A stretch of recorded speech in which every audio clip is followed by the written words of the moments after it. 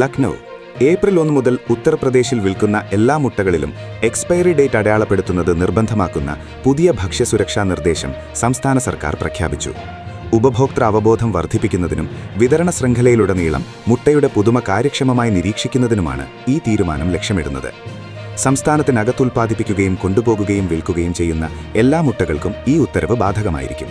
ഇതോടെ ഫാമുകളിൽ നിന്ന് മൊത്തക്കച്ചവട വിപണികളിലും റീറ്റെയിൽ കടകളിലും വരെ മുട്ട കൈകാര്യം ചെയ്യുന്ന രീതിയിൽ മാറ്റങ്ങൾ വരാനിടയുണ്ട്. Food safety and drug administration ഉദ്യോഗസ്ഥരെ ഉദ്ധരിച്ച് ടൈംസ് ഓഫ് ഇന്ത്യയാണ് ഈ വിവരം റിപ്പോർട്ട് ചെയ്തത്. മുമ്പ് നടന്ന ഭക്ഷ്യപരിശോധനകളിൽ വലിയ തോതിൽ കാലാവധി കഴിഞ്ഞ ഭക്ഷണ സാധനങ്ങളും മായം ചേർത്ത പനീറും പിടിച്ചെടുത്ത സാഹചര്യത്തിലാണ് പുതിയ നിയമം കൊണ്ടുവന്നത്. പുതിയ നിർദ്ദേശപ്രകാരം മുട്ട ഉൽപ്പാദകരും വിതരണക്കാരും ഓരോ മുട്ടയിലും ഉൽപ്പാദന തീയതിയും എക്സ്പയറി തീയതിയും നിർബന്ധമായും പ്രിന്റ് ചെയ്യേണ്ടതായിരിക്കും. കൂടുതൽ വാർത്തകൾക്കായി എൻ്റെ നാട് വാർത്ത വാട്സാപ്പ് ഗ്രൂപ്പിൽ ജോയിൻ ചെയ്യൂ. 8129 622 842.